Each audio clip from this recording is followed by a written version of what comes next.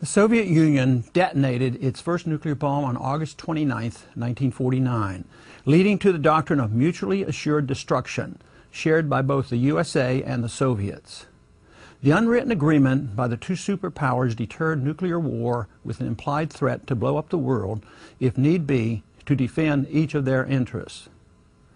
I well remember the Cuban Missile Crisis of October 1962, having been drafted into the military at that time. Mutually assured destruction had significant meaning to the whole world during this period. This crisis, along with the escalating ill-advised Vietnam War, made me very much aware of the problems the world faced during the 5 years I served as a U.S. Air Force flight surgeon.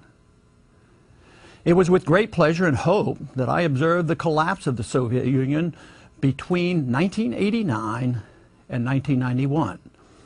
This breakup verified the early predictions by the free market economists like Ludwig von Mises that communism would self-destruct because of the deeply flawed economic theories embedded in socialism. Our nukes were never needed because ideas are more powerful than the weapons of war. Many Americans at the time were boldly hopeful that we would benefit from a generous peace dividend. Sadly, it turned out to be a wonderful opportunity wasted. There was to be no beating their swords into plowshares, even though history shows that without weapons and war, there's more food and prosperity for the people. Unfortunately, our leaders decided on another course that served the special interests who benefit from constant wars and the arbitrary rearrangements of national borders for control of national resources.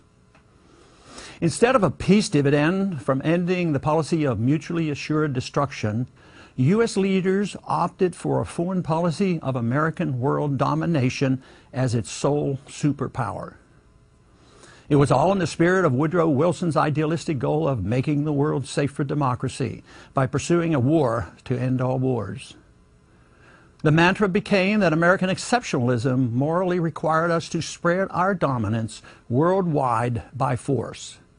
U.S. world dominance, by whatever means, became our new bipartisan foreign policy.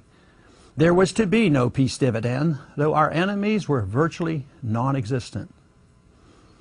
In many ways, America had been exceptional in an opposite manner from the neocon-driven foreign policy of the last 20 years. If America indeed has something good to offer, the cause of peace, prosperity, and liberty, it must be spread through persuasion and by example, not by intimidation, bribes, and war.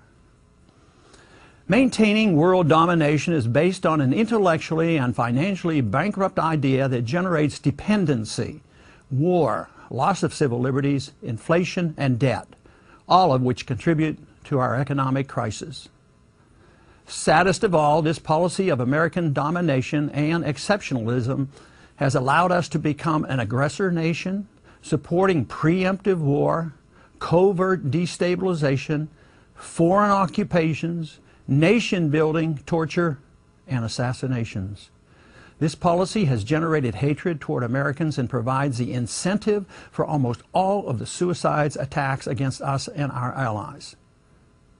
To continue to believe the fiction that the militants hate us for our freedoms and wealth may even result in more attacks against us, that is, unless our national bankruptcy brings us to our knees and forces us to bring our troops home.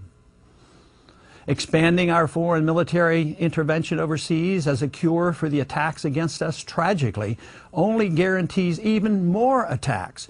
We must someday wake up, be honest with ourselves, and reject the notion that we're spreading freedom and America's goodness around the world. We cannot justify our policy by claiming our mission is to secure American freedoms and protect our Constitution. That is not believable. This policy is doomed to fail on all fronts. The policy of mutually assured destruction has been gone now for 20 years, and that is good. The policy of American domination of the world as nation builder in chief and policeman of the world has failed and must be abandoned.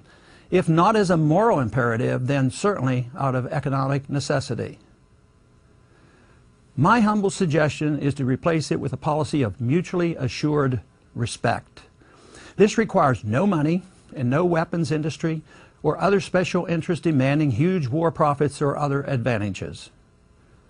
This requires simply tolerance of others' cultures and their social and religious values, and the giving up of all use of force to occupy or control other countries and their national resources. Many who disagree choose to grossly distort the basic principles shared by the world's great religions: the Golden Rule, the Ten Commandments, and the cause of peace. Religions all too often are distorted and used to justify the violence engaged in for arbitrary power. A policy of mutually assured respect would result in the U.S. treating other nations exactly as we expect others to treat us, offering friendship with all who seek it, participating in trade with all who are willing, refusing to threaten, bribe, or occupy any other nation, seeking an honest system of commodity money that no single country can manipulate for a trade advantage. Without this, currency manipulation becomes a tool of protectionism and prompts a retaliation with tariffs and various regulations. This policy, when it persists, is dangerous and frequently leads to real wars. Mutually assured respect offers a policy of respect, trade, friendship, and rejects threats, sanctions, and occupations. This is the only practical way to promote peace, harmony, and economic well-being to the maximum number of people in the world. Mutually assured respect may not be perfect, but far better than mutually assured destruction or unilateral American dominance.